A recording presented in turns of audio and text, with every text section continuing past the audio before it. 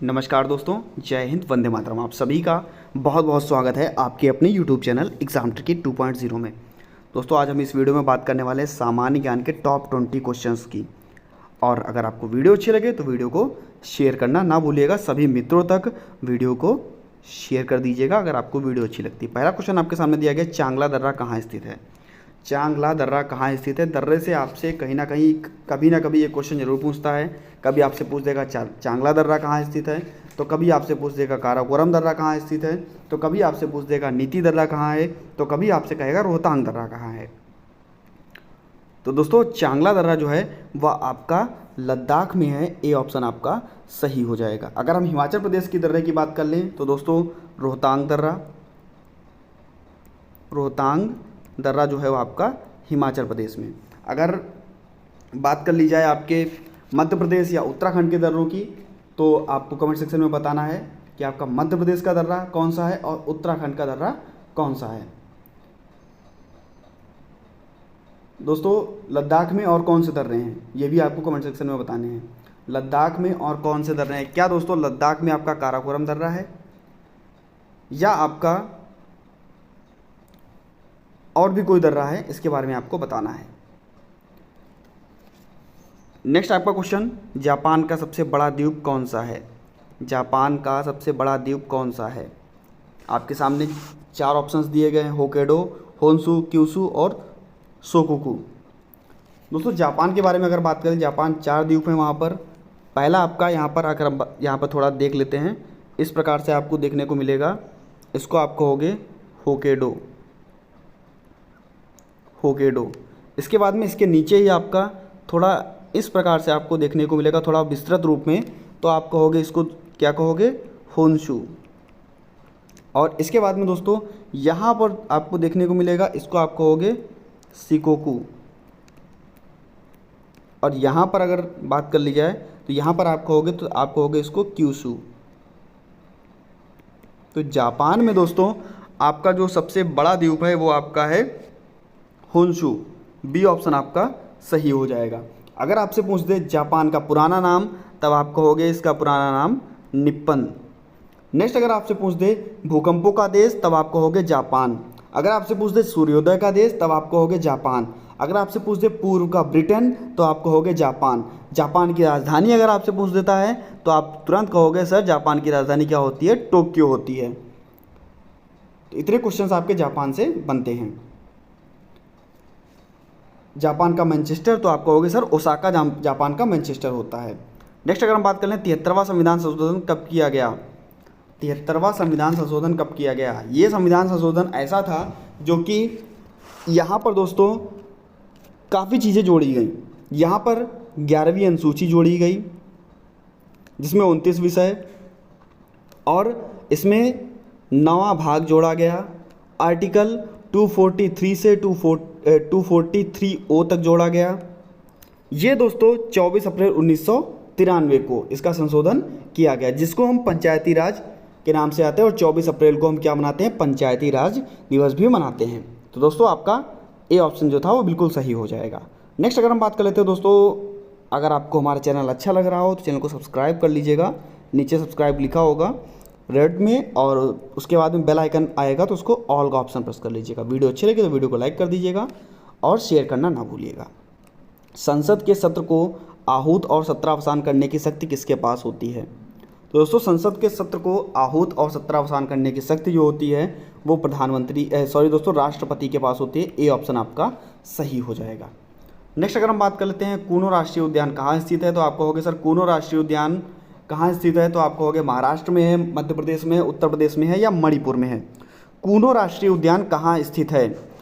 कूनो राष्ट्रीय उद्यान दोस्तों आपका है मध्य प्रदेश में, जो कि आप सभी को पता है कि यहाँ पर ये क्यों चर्चा में आया, तो आप कहोगे सर यहाँ अफ्रीका से चीते लाए जा रहे हैं, और चीतों के लिए सबसे ज़्यादा आप कहोगे कि हमारा मध्य प्रदेश ही जो है वहाँ पर सबसे ज़्यादा चीते आपके पाए जाते हैं। तो दोस्तों, यहाँ पर आपका बी ऑप्शन जो था वो बिल्कुल सही हो जाएगा। टाइगर स्टेट आप किसको कहेंगे, तो आप कहोगे टाइगर स्टेट हम कहेंगे मध्य प्रदेश को।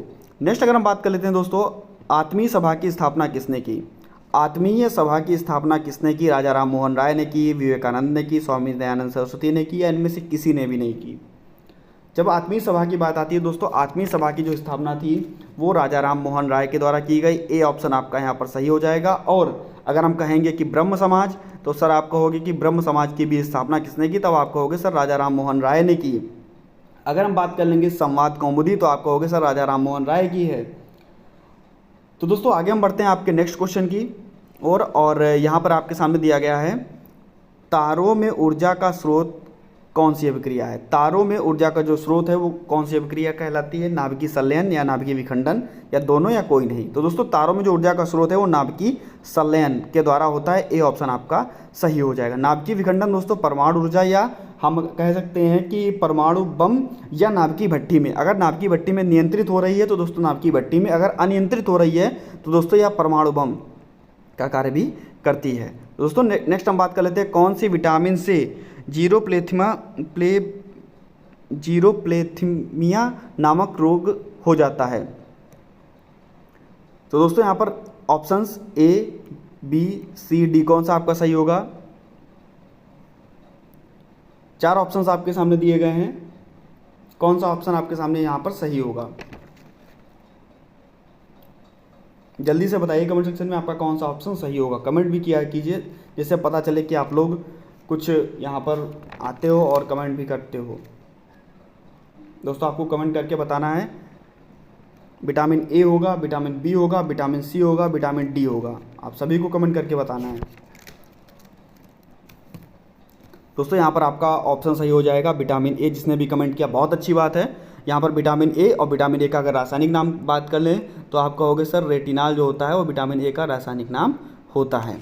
नेक्स्ट अगर हम बात कर लेते हैं दोस्तों आरबीआई, आप सभी को पता है कि आरबीआई नोट छापने, आरबीआई के नोट छपाई निम्नलिखित में से कहाँ की जाती है। आरबीआई की नोट की छपाई कहाँ की जाती है, नासिक में, जयपुर में, कानपुर में, लखनऊ में। तो आप तुरंत कहोगे सर जो आरबीआई की नोट की छपाई है वो नासिक में की जाती है, और कुल 4 जगहों पर आरबीआई नोट छापता है।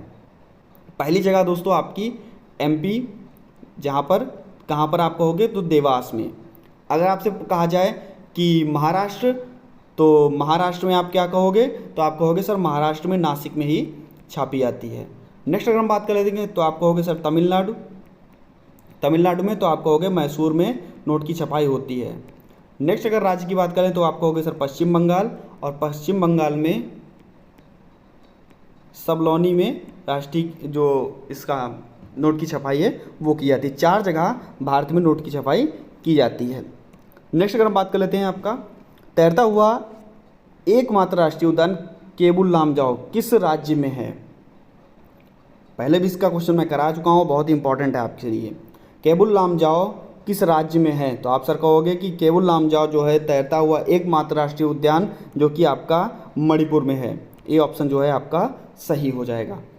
नेक्स्ट अगर हम बात करते हैं आकार में सबसे बड़ा होने के कारण किस ग्रह को मास्टर ऑफ गॉड कहते हैं। मास्टर ऑफ गॉड किस ग्रह को कहा जाता है, मास्टर ऑफ गॉड किस ग्रह को कहा जाता है। शनि, बुध, पृथ्वी या बृहस्पति। शनि, बुध, पृथ्वी या बृहस्पति। तो आप कहोगे सर इसको हम बृहस्पति को क्या कहते हैं, आकार में बड़ा भी है और इसको हम क्या कहते हैं, मास्टर ऑफ गॉड भी कहते हैं। और अगर हम शनि के रंग की बात कर लें तो शनि का दोस्तों रंग कैसा होता है, पीला होता है। अगर हम बात कर लें आपके पृथ्वी की तो आप कहोगे सर पृथ्वी का रंग कैसा होता है, तो आप कहोगे सर पृथ्वी का रंग नीला होता है। अगर हम बुध की बात कर लें तो आप कहोगे कि सबसे छोटा ग्रह, तो आप कहोगे बुध है सबसे छोटा ग्रह, तो आप कहोगे बुध है। और वलयाकार ग्रह किसको कहा जाता है, वलय वाला ग्रह, तो आप कहोगे सर शनि को कहा जाता है। यहाँ पर आपका ऑप्शन जो था वो डी सही हो जाएगा। मास्टर ऑफ गॉड किसे कहते हैं, तो आप कहोगे सर बृहस्पति को कहते हैं। नेक्स्ट अगर हम बात कर लेते हैं आपके नर्मदा नदी का अधिकांश भाग किस राज्य में बहता है। नर्मदा नदी का अधिकांश भाग किस राज्य में बहता है, आप सभी को कमेंट में बताएं नर्मदा नदी का अधिकांश भाग किस राज्य में बहता है। तो आप तुरंत कहोगे सर मध्य प्रदेश में नर्मदा नदी का अधिकांश भाग बहता है। ए ऑप्शन आपका सही हो जाएगा।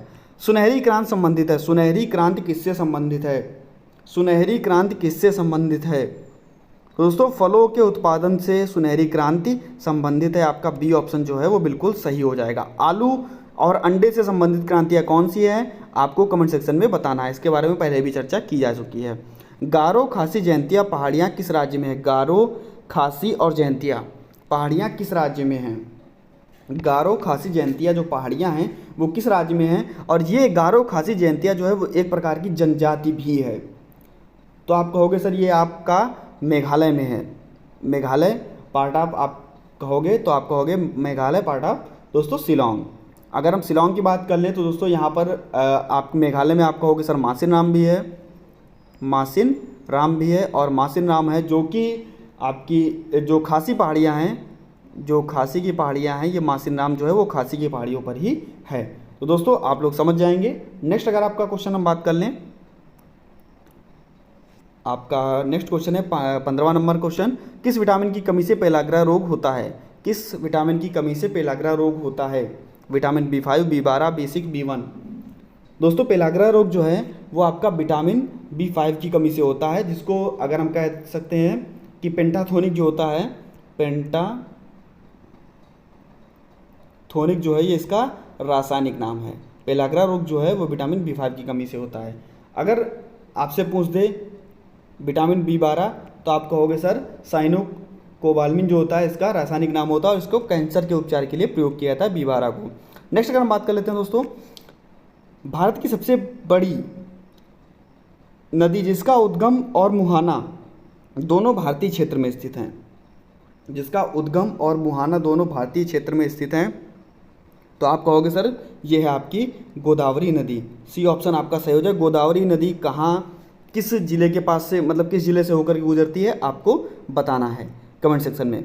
कावेरी नदी गिरती है, कावेरी नदी गिरती है, कावेरी नदी कहाँ गिरती है आप सभी को बताना है। तो आप कहोगे सर कावेरी नदी का जो उद्गम स्थान है, कावेरी नदी अगर उद्गम की बात कर ली जाए, कावेरी नदी के उद्गम की बात कर ली जाए तो आप कहोगे सर कावेरी नदी का जो उद्गम स्थान है वो कहोगे कि आपका ब्रह्मगिरी से है, ब्रह्मगिरी से है। अगर बात कर ली जाए कहाँ गिरती है तो आप कहोगे सर बंगाल की खाड़ी में गिरती है, यानी कि ए ऑप्शन आपका सही हो जाएगा। नेक्स्ट अगर हम बात कर ले वेद समाज की स्थापना किसने की? वेद समाज की स्थापना किसने की? तो दोस्तों आप वेद समाज की अगर बात आ जाएगी तो आप कहोगे सर केशव चंद्र सेन ने वेद समाज की स्थापना की। अगर हम यहीं पे बात कर लेते हैं स्वामी विवेकानंद की तो आप कहोगे दोस्तों रामकृष्ण मिशन, तो आप कहोगे स्वामी विवेकानंद। अगर बात कर लीजिए राजा राम मोहन राय की, तो अभी आपको राजा राम मोहन राय के बारे में बताया गया था, उन्होंने की है ब्रह्म समाज की स्थापना, ब्रह्म समाज की स्थापना। और अगर बात कर लीजिए स्वामी दयानंद सरस्वती की तो सर आप कहोगे कि आर्य समाज की स्थापना। आपका यहाँ पर जो ऑप्शन था वो सी ऑप्शन सही हो जाएगा। वेद समाज की स्थापना आपके केशव चंद्र सेन। नेक्स्ट हम बात कर लेते हैं भारत में मिशन इंद्रधनुष अभियान संबंधित है, मिशन इंद्रधनुष अभियान, तो तुरंत आप कहोगे बच्चों के टीकों से संबंधित है, ए ऑप्शन आपका सही हो जाएगा। नेक्स्ट अगर हम बात कर लेते हैं भारतीय राष्ट्रीय कांग्रेस के प्रथम अध्यक्ष कौन थे? भारतीय राष्ट्रीय कांग्रेस के प्रथम अध्यक्ष कौन थे? तो सर आप कहोगे कि भारतीय राष्ट्रीय कांग्रेस के प्रथम अध्यक्ष, तो आप कहोगे सर सी ऑप्शन आपका सही हो जाएगा, व्योमेश चंद्र बनर्जी। तो आज के आपको 20 क्वेश्चंस कैसे लगे जरूर बताइएगा दोस्तों। आपको आज का वीडियो कैसा लगा? अगर वीडियो अच्छा लगा हो तो लाइक करके जरूर जाइएगा, और चैनल पर नए थे चैनल को सब्सक्राइब कर लीजिएगा, और बेल आइकन में ऑल का ऑप्शन आता है उसको भी प्रेस कर लीजिएगा। मिलता हूं दोस्तों नेक्स्ट वीडियो में कुछ नई जानकारी के साथ, कुछ नए प्रश्नों के साथ। बने रहिएगा आपके अपने यूट्यूब चैनल एग्जाम ट्रिकी 2.0 से। धन्यवाद।